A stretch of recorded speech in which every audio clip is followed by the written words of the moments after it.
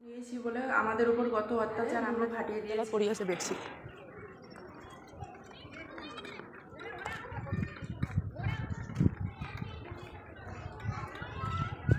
তিনতলা তোমাকে পাঁচতলা থেকে চারতলা, ওটা ওই দিক দিয়ে হাত পাবে, উপর থেকে হাত পাবে। তুমি উপরে যাও, আমি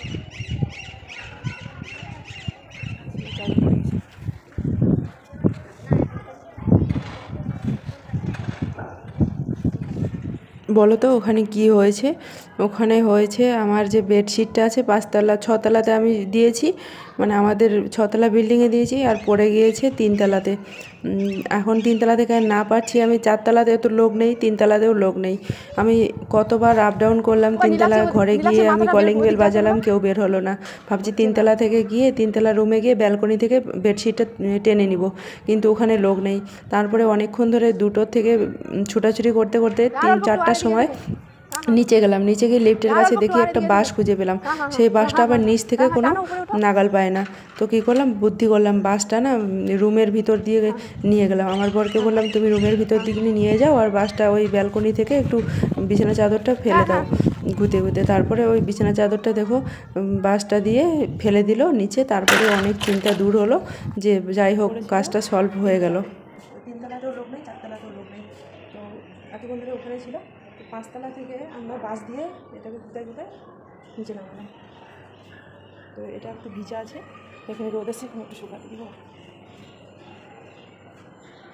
তিনতলাতে পড়েছিল, আমার তো খুব টেনশন হয়েছিল, তিনতলাতে লোক নাই আর এখানে বাস পাওয়া যায় না। তখন থেকে দুপুর থেকে ছোটাছুটি করতে করতে এখন একটা বাস পেলাম। সেই বাসটা দিয়ে আমি এখন কাজটাকে সলভ করলাম। মার্কেট যাওয়ার জন্য রেডি হয়েছে, চাউলের বস্তা নিতে যাবো, আর জুতা ছিঁড়ে গেছে, ওই জুতা নিতে যাবো। সন্ধ্যাবাতি দিয়ে দিলাম, ওরা ঘরে থাকবে, আমরা দুজনে মোটরসাইকেলে চলে যাবো। চলো আমাদের সঙ্গে।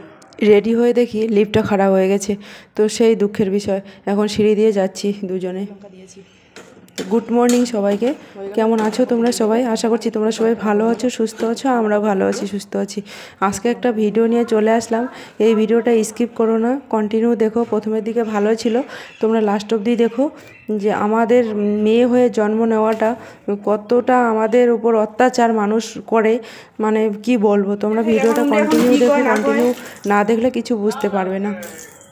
তোমরা দেখো, একটুখানি সাপোর্ট করো, সবাই হেল্প করো। মানে আমাদের উপর আমরা যে বলি, আগে তো এখন পড়াটা করছি, এটা তো আগে সকালবেলার ভিডিও, মানে সকালবেলাটা থেকে ভালোই চলে গেল। তারপরে বিকালের দিকে এমন খবর চলে আসলো, মানে আমার মাথা আকাশ ভেঙে মানে মাটিতে পড়লো, এরকম হয়ে গেল। তো আমি এখন সকালবেলা পরোটাটা করছি, আলু পরোটা করছি। স্কুল যাবে তো, স্কুলে টিফিন বক্সে ওকে দিয়ে দিব আলু পরোটা আর দই দিব। একটু সকালবেলার ব্রেকফাস্টে উঠতে দেরি হয়ে গেছে, শেয়ার করে স্কুলে যেতে দেরি হয়ে গেছে। আর স্কুল 8টা সাড়ে 7:30টার মধ্যে স্কুল, মানে বাস বেরিয়ে গেছে 7:30টার আগেই। তো আবার বাইকে করে ওকে পৌঁছাতে যাবে। তো দেখুন আমি বাইক में पहुंचा देंगे पापा, इधर ही तो है, बाइक में पहुंचा देंगे। आए पी लो, बाइक में पहुंचा देंगे ना, कुछ बात नहीं है। मुझे तो टेंशन हो जाती, बाइक है ना, स्कूटी, वो बड़ा बाइक है ना, स्कूटी तो नहीं, वो बड़ा बाइक में पहुंचा देंगे। खा लो, आराम से खा लो, उसके बाद स्कूल जाना। এখন বাজে 7:30, বাস আউট। মানে বাসটা এরকম যে 7:30টার একটু এপার ওপার হতে দেবে না, 7:30টার মধ্যে ওখানে বেরিয়ে ও চলে গেছে। কিরোড়ি মিলের বাস থামে না, আমি দেখেছি। আমরা কত ওখানে দাঁড়িয়ে থাকি, তাতেও একদম যদি পিছনে কেউ ডেকেও মরে, ও দাঁড়ায় টাইম টু টাইম। ও আসতে হবে, যে এসে আবার করতে হবে, যে ওদেরকে ছেড়ে আবার বাসটা এখানে রেখে আবার ও নিজের কাজ করে। ছিল না, মন্দিরে গাড়ি নিয়ে আসতে হয় না, মোটরসাইকেল। বন্ধুরা, পারলে ভিডিওটা সবাইকে একটু শেয়ার করে দাও, সাবস্ক্রাইব করে দাও, পাশে থেকো। মনটা খারাপ, তবুও এডিটিং করছি, ভয়েস রেকর্ড দিচ্ছি, কি করব। তোমরা যে ভিডিও দেখছো, মোটরসাইকেলে যাবে আজকে, দেখো যাচ্ছে ব্যাগ নিয়ে, গাড়ি বাস চলে গেছে।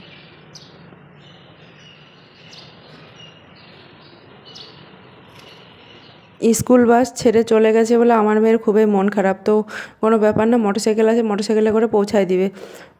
তো দেখো এখন ওরা যাচ্ছে মোটরসাইকেলে করে স্কুলে। তো আমি এখন আবার ছোটোটাকে রেডি করে স্কুলে পাঠাবো, মানে দুজনেরই আজকে স্কুলে। আজকে দুজনেরই লেট। ওরও স্কুল 7:30টায়, ও চলে গেল 8:45। আরে কোলে নাও তো ফটাফট। তো চলো বলি কথাগুলো। তো মেয়ে হয়ে জন্ম নিয়েছি বলে আমাদের উপর এত অত্যাচার, কারণ আমাদের ভাই নেই। ওদেরকে তো বড়টা করে পাঠিয়ে দিয়েছি স্কুলে। আর এখানে রায়তা করে নিয়েছি, দেখো দইয়ের সাথে রায়তা ভালো লাগে খেতে। চলো খেয়ে দুধ নিতে যাবো আবার।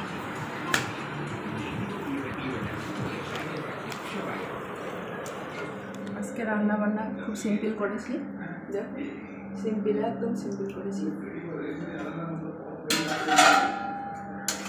আলুর ঝোল, টমেটো দিয়ে আলুর ঝোল, আলুর ঝোল আর ভাত, সিম্পল তরকারি। ও খেয়ে দিয়ে ডিউটি চলে গেছে। আমি এতক্ষণ ধরে থাম্বনেল বানালাম, দুইটা চ্যানেলে দুইটা থাম্বনেল বানালাম, এমআর ব্লগ আর ব্লগ উইথ মৌ চ্যানেলের থাম্বনেল বানালাম এতক্ষণ ধরে। সেই 12টার থেকে রান্নাবান্না কমপ্লিট করে ঘরটার পোছা লাগিয়ে আমি পুরো থাম্বনেল বানিয়ে ট্যাক্স লাগিয়ে এখন মানে সেভ করে রাখলাম। 2টোর সময় ছাড়বে, এখন বাজে 1:45। তো ও তো ডিউটি চলে গেছে। খেয়ে দিয়ে আলুর ঝোল, চলো তোমাদেরকে দেখিয়ে দিই টমেটো আলুর ঝোল কী করে রান্না করেছি। পুরো ঘর দুয়ার পরিষ্কার করে নিয়েছি। আজকে আর কোনো বেশি ভিডিও করতে পারিনি, তোমরা দেখে নাও। এই যে টমেটো আর এই করেছি আজকে, আর কিচ্ছু করিনি। টমেটো আর আলু দিয়ে ঝোল করেছি আর ভাত করে রেখেছি। আর ও স্যালাড কেটে খেয়ে চলে গেছে ডিউটিতে।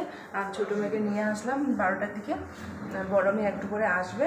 তো আমি এতক্ষণ ধরে এডিটিং করছি। তোমরা ব্লগ উইথ মৌ চ্যানেলটাতে গিয়ে দেখো, আর এমআর ব্লগ চ্যানেলটাতে গিয়ে দেখো, সাবস্ক্রাইব করে দাও। যারা সাবস্ক্রাইব করে দাওনি তারা সাবস্ক্রাইব করে দাও প্লিজ। যারা সাবস্ক্রাইব করোনি তারা সাবস্ক্রাইব করে দাও। আর না, এমআর ব্লগ চ্যানেলটাতে আমি না লাইভে আসবো, তোমরা সবাই যাও লাইভে। আমি ভিডিও করি, লাইভে আসি, তোমরা সবাই ওখানে গিয়ে ভিজিট করো এমআর ব্লগ চ্যানেলটাতে।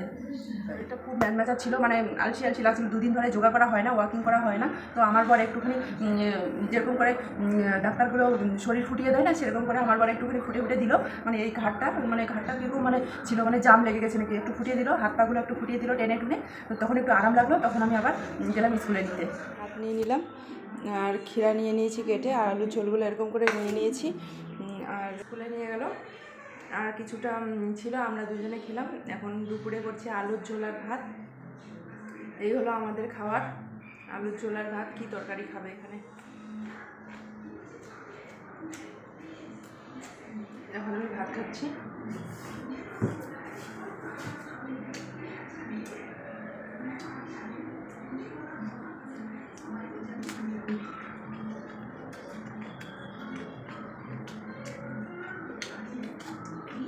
আলুর ঝোল আর ভাত হেভি টেস্টি।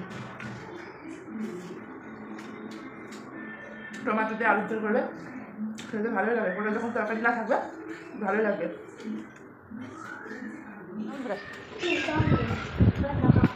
क्या हो गया बोलो? सीढ़ी से जाओ तो कष्ट देखो। স্কুল যাওয়ার সময় সিঁড়ি দিয়ে নামলাম, আবার আসার সময় সিঁড়ি দিয়ে, মানে লিফটটা এত খারাপ হয়ে যায় কি বলবো। আর এখানে সব বিল্ডিংয়ের লিফটগুলো খারাপ হয়ে গেছে, আমাদের একটা লিফট খালি বাঁচা ছিল। বন্ধুরা, তোমরা সবাই ভিডিওটা দেখো প্লিজ। আমরা মেয়ে হয়ে জন্ম নিয়েছি বলে আমাদের উপর কত অত্যাচার। আমরা 3 বোন, আমাদের কোনো ভাই নেই। তো আমাদের উপর যা অত্যাচার করছে আমাদের বাড়ির লোক, আমার কাকার ছেলে যা অত্যাচার করছে, আমার মাকে আজকে মেরে ভুরু ফাটিয়ে দিয়েছে। আমি আছি দূরে, আমি এখান থেকে কিছু করতে পারছি না। আমি কেঁদে কেঁদে বুক ভাসিয়ে বলবো। মা ডাক্তারখানা নিয়ে গেছিলো, আর এখানে 3টা সেলাই পড়ে গেছে। আমার বোন ডাক্তারখানা নিয়ে গেছিলো, আমি শুনে আমি খুব কান্নাকাটি করলাম। আমার সাথে সাথে আমার বাবা ফোন করছিল। ইমোশনাল হওয়ার কথা, আমি খুব এতক্ষণ ধরে কান্নাকাটি করলাম। আমার বাবা ফোন করছিল, আমার সঙ্গে কথা বললো, খুব কান্নাকাটি করলো। আমার মা ডাক্তারখানায় গেছিলো, 3টা সেলাই করেছে, সেলাই করে নিয়ে আসলো। আর আমি এত দূর থেকে কি বলবো, কি পারছি না। তা আমি দিল্লি থেকে কিচ্ছু করতে পারছি না। আমি বলছি ওদেরকে, তো বলছি এবার তো কোনো আইনের ব্যবস্থা নিতেই হবে, ব্যবস্থা করতে হবে আমাদেরকে। তোমরা একটুখানি সাপোর্ট করো, এভাবে ভালোবাসা দাও। ভিডিওটা সবাইকে শেয়ার করো। তোমরা সেফটি থাকো। আমাদের মতো যারা 3 বোন আছে, তারা কিছু না কিছু একজনকে করতে হয়, না বেকার হলে তার উপর সবাই চড়ে বসে থাকে। সেই হলো আমাদের অবস্থা। দেখো আজকে আমাদের উপর কত অত্যাচার। আজকে আমার মাকে মারলো, কালকে আমাদেরকে মেরে দিবে।